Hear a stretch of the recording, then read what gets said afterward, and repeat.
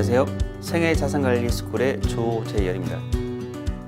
이번 시간에는 생활자산 상품 가입 시 원칙, 참고사항, 그리고 어떤 차이점이 있는지 살펴보도록 하겠습니다. 먼저 생활자산 상품 가입을 위한 원칙 4가지를 살펴보도록 하겠습니다. 첫 번째는 투자 목표와 투자 기간의 관계입니다. 만약 투자 기간이 짧을 경우에는 안정적인 투자가 필요하지만 투자 기간이 길 경우에는 공격적인 투자가 필요합니다. 일반적으로 짧은 투자의 목적은 단기 유동자금의 성격이 다수이기 때문에 매우 안정적인 투자가 필요합니다. 반면 투자 기간이 길다는 것은 다양한 운영 전략을 취할 수 있기 때문에 기간에 따라 다르지만 조금 더 공격적인 투자가 필요합니다. 두 번째는 투자 금액과 투자 비중의 관계입니다. 만약에 투자 금액의 비중이 높을 경우에는 안정적인 투자가 필요하지만 투자 금액의 비중이 낮을 경우는 공격적인 투자가 필요합니다. 투자 금액이 많을 경우에는 자산을 지키는 전략이 필요하므로 안정적인 투자가 필요하지만 투자 금액이 작을 경우는 자산을 불려야 하는 전략이 필요하기 때문에 좀 더 공격적인 투자가 필요합니다. 세 번째는 투자 경험에 따른 투자 성향입니다. 투자 경험이 적은 사람일수록 안정적인 투자가 필요하며 투자 경험이 많은 경우는 좀 더 공격적인 투자가 필요합니다.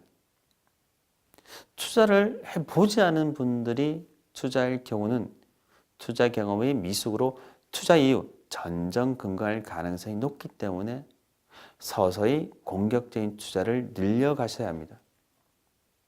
마지막으로 감정의 위험이 클 경우, 즉 위험 부담의 정도에 따라서 공격적인 투자 또는 안정적인 투자를 하셔야 합니다.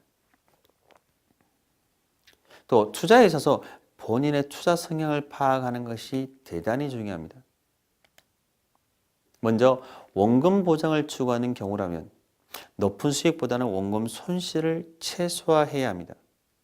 간단하게 말씀드리자면 나는 위험한 거 싫어. 적게 먹고 적게 쓸 거야 라고 하는 분들이 여기에 속합니다.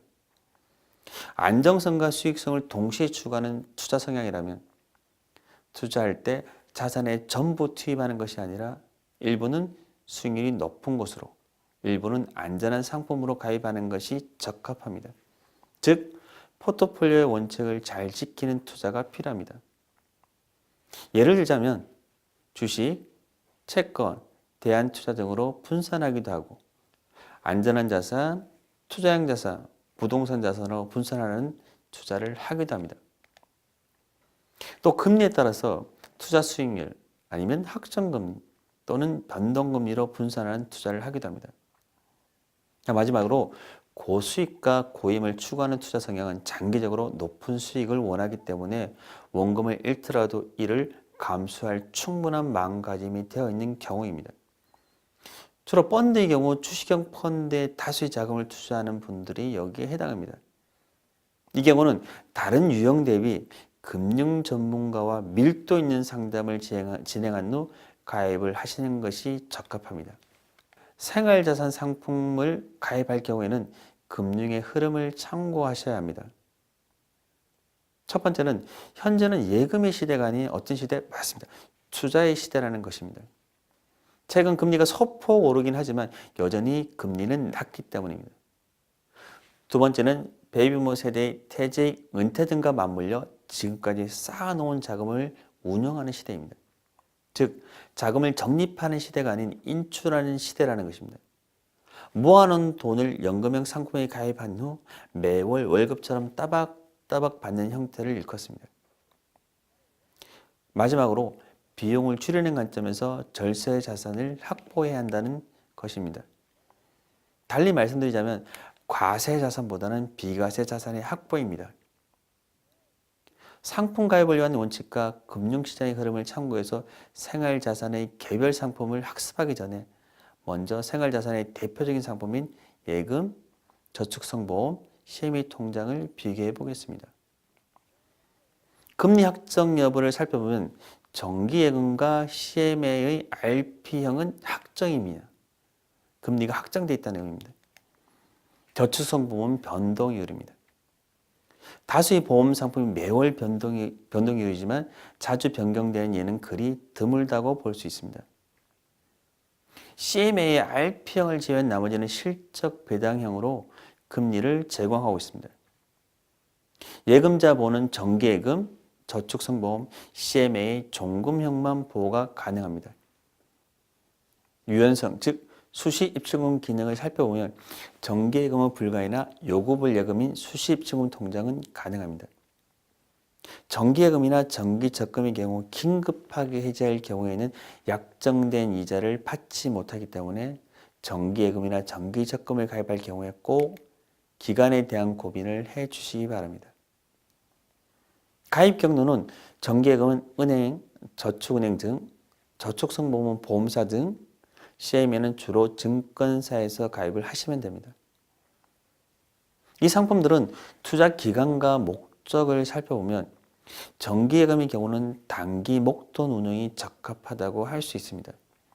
예를 들자면 1년 후에 사용할 이벤트 자금이나 긴급하게 사용돼야 할 비상예비 자금이 대표적입니다. 물론 정기예금의 경우는 투자형 상품을 보유하는 사람들에게는 금리 분산이나 위험 분산 차원에서도 꼭 필요한 상품입니다.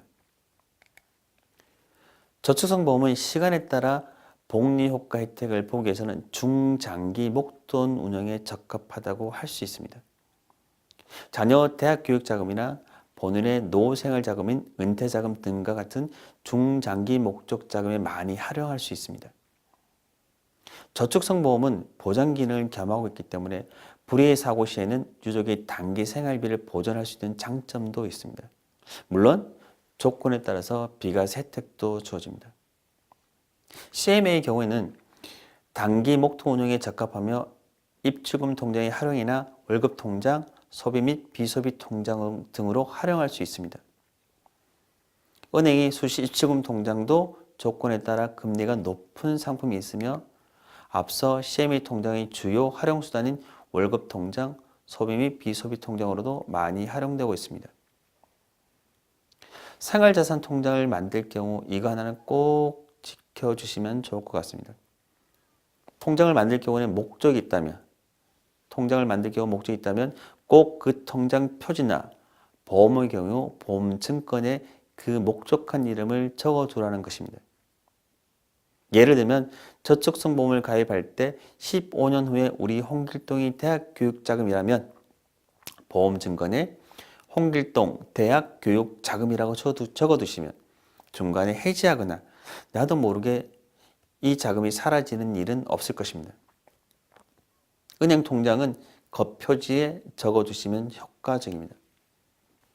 자, 마지막으로 정리해보면 자기에 맞는 옷을 고르기 위해서는 입어보는 것과 어떨 때 입을 옷인지를 파악하는 것이 좋은 옷을 고르는 데 있어 가장 중요하듯이 금융상품도 동일합니다. 먼저 나의 투자 성향을 파악하고 파악된 투자 성향과 사용 목적에 맞는 상품을 구매하는 것이 중요하오니 꼭 참고해 주시기 바랍니다. 이번 시간에는 생활자산 상품 가입 시 원칙, 참고사항, 그리고 어떤 차이점이 있는지 살펴봤습니다. 감사합니다.